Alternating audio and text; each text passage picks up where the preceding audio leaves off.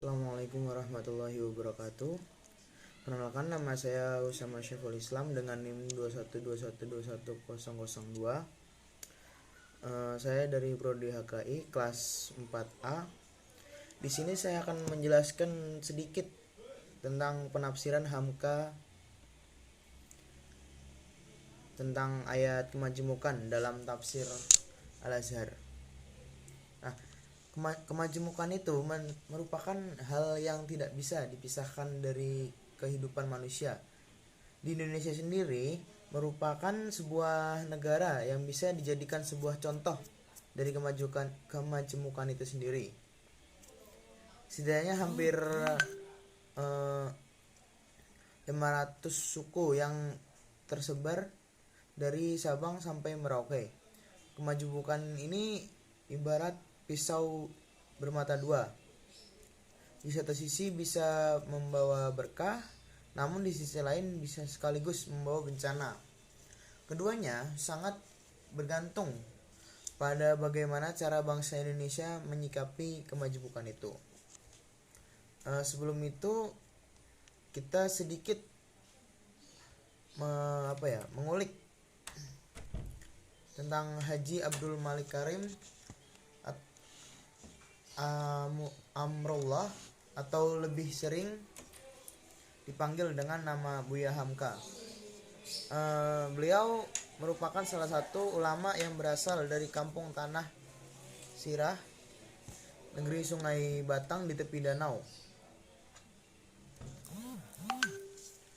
Tepatnya di tepi danau Maninjau, Minangkabau, Padang, Sumatera Barat.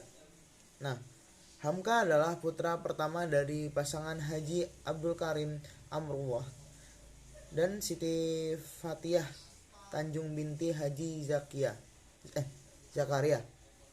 Hamka lahir pada hari Minggu 13 Muharram atau 16 Februari 1908 Masehi.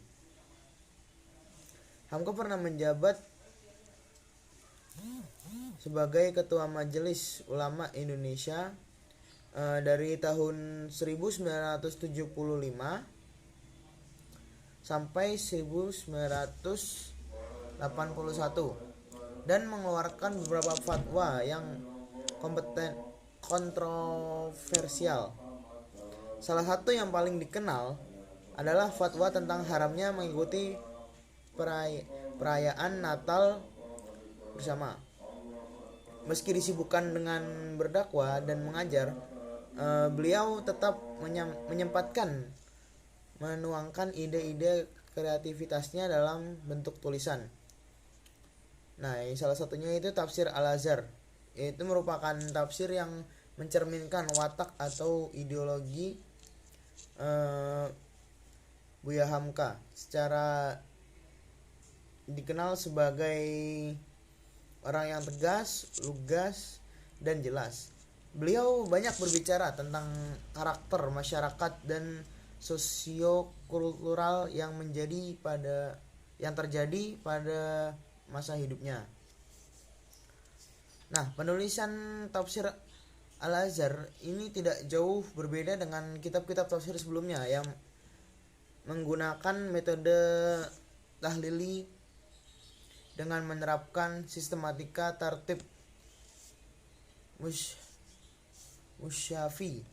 Di antara hal-hal yang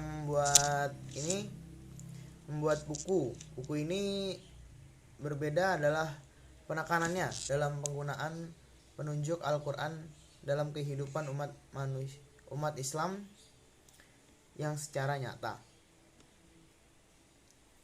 Dalam pembukaan tafsirnya, Hamka mengakui bahwa penulisan tafsir Al-Azhar sedikit banyak dipengaruhi dan diinspirasi dari metode dan alur tafsir Al-Manar karya Muhammad Abdu dan Rashid Ridho. Nah, tafsir ini bisa dijadikan contoh di era modern karena di dalam ini tafsirnya pembahasannya perkembangan politik dan masyarakat yang sesuai dengan zaman sekarang. Penafsiran Hamka terhadap ayat kemajemukan manusia dalam konteks yang luas merupakan kajian yang tidak abstain dalam pembahasan Hamka.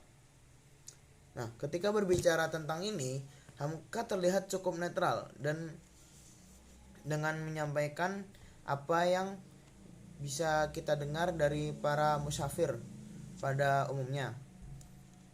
Seperti contoh itu dalam surat Ar-Rum ayat 22, Hamka menafsirkan bahwa keberagaman manusia dalam hal apapun harus dipandang sebagai bukti kekuasaan Allah.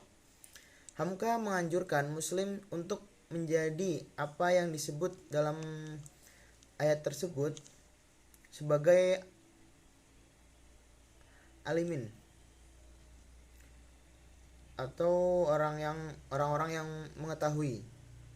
Nah, caranya adalah dengan menyadari seluruh keberagaman yang ada dan merenungannya. Contoh lagi dalam surat Al-Hujurat ayat 13, Hamka menunjukkan sikap yang jelas terkait anjuran dan prinsip sebagai seorang muslim ketika bersama orang-orang dengan identitas lain. Nah, pada intinya Buya Hamka ini mengatakan bahwa manusia harus berinteraksi satu sama lain untuk saling mengenal serta mempelajari kebaikan di antara yang lain. Manusia bergaul supaya kenal mengenal, mencari pertalian dengan orang lain agar jauh menjadi dekat, yang renggang menjadi karib. Nah, dengan penjelasan di atas dapat dilihat bahwa Hamka menunjukkan sikap yang tidak konsisten dalam menafsirkan ayat-ayat tentang keberagaman. Sikap tersebut tergantung pada konteks di mana keberagaman itu terjadi. Dalam konteks kemanusiaan secara umum, Hamka cenderung bersikap lunak dan menyikapi keberagaman. Sekian dari saya, kurang lebihnya mohon maaf. Wassalamualaikum warahmatullahi wabarakatuh.